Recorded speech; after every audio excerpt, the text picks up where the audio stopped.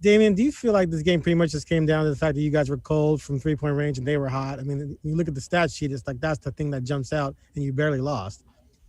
Yeah, I mean, anytime a team hits 23s, and you're not shooting the ball well, it's going to be, either a really close game or, a game where you having to really fight to win it. Um, but we tied the game up, 91 and 91, and I just felt like other than Austin Rivers hitting a few threes, they had some big shots.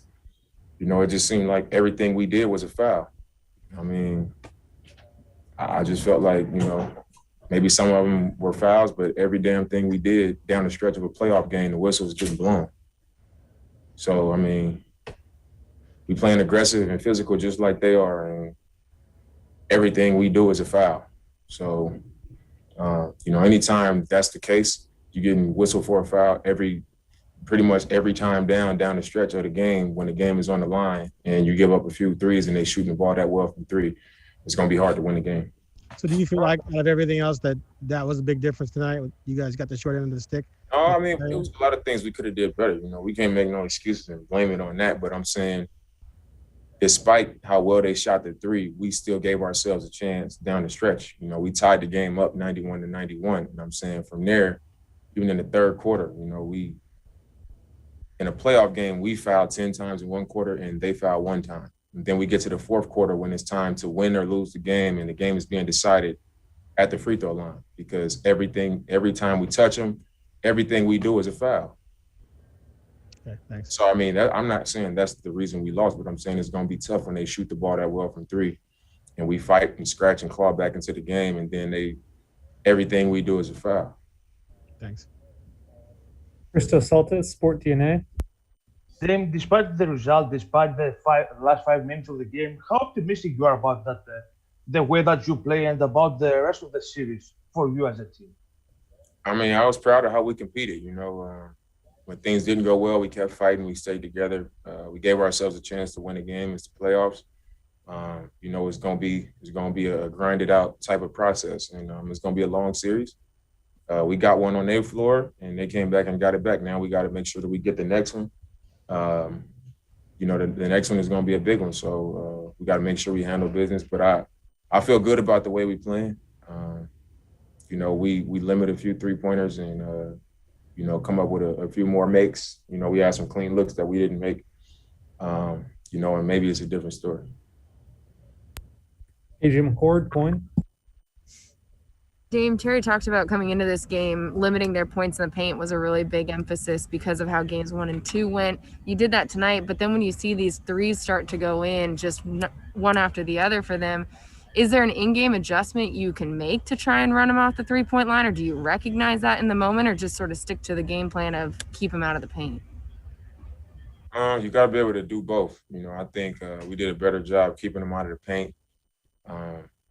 But, when guys are taking those 3-pointers, I think we got to contest them a little bit better, be a little bit closer to guys, especially early in the game before guys can see the ball go in and start to get confidence. You got to make them miss a few times and make them take uncomfortable, tougher contested ones earlier in the game. And then, maybe they don't start off believing as much. So I think that's what it comes down to. When guys come out believing, over the course of the game, they're usually going to feel better about, taking those shots than if they started off missing it, the contests and, that presence was there from the jump. Jason Quick, The Athletic. Hey, Dame, you're always so good at reading your teammates and where they're at mentally. And I'm wondering what you're seeing right now with Nerk in regards to his mentality with the refs and staying on the court. I mean, it's tough. I think the history of, big guys, sometimes they don't get the benefit of the doubt. It almost seems like, they're getting picked on. And I know he might feel like he's getting picked on sometimes because he gets hit a lot. And sometimes he's selling the contact, but, he gets hit a lot and he gets pushed a lot. And then it seems like he's just getting whistled for everything, especially in a game like tonight. I looked up one time and I was like, okay, that's his first foul. And then it was just like bang, bang, bang, bang, bang. And it was, you know, he's one foul away. So like, I looked at some of them and I was like, the last one that he fouled out on was absolutely a foul. But I can remember a couple where I'm like, man, like those are plays that happen all the time, you know, and this is one of our best players and we need him on the floor. And like the judgment, you expect the judgment to be like, all right, you know, I'm not going to call that because it happens all the time. But I think his mind is in a good place. You know, when we came into the locker room, everybody was, you know, like, you know, damn, this was one that we wanted. This would have been a great win to have. You know, and it should bother us, but it wasn't like a discouraged down type of vibe. It was like, you know, this is what the playoffs are about. You know, we got one on their floor and, you know, they came back and got one and we just got to prepare ourselves and keep our minds right for the next one. You know, we got to take care of business game 4. And I feel like in these 3 games, Nerk's importance has really been magnified. Do you kind of feel that way too? For sure. I mean, their best player is their 5. And, you know, that's an important matchup in this series. And we need him on the floor for his versatility defensively, to have that big body that can, you know, move around with Jokic and be on the block with Jokic. You know, and it's an issue for us that Nerk, you know, can solve. You know, obviously Jokic is going to do what he does, but like Nerk is our best matchup for him. You know, so we need him to be on the floor and we need him to, you know, to be playing confident and in a good space. Aaron Fentress, Oregonian.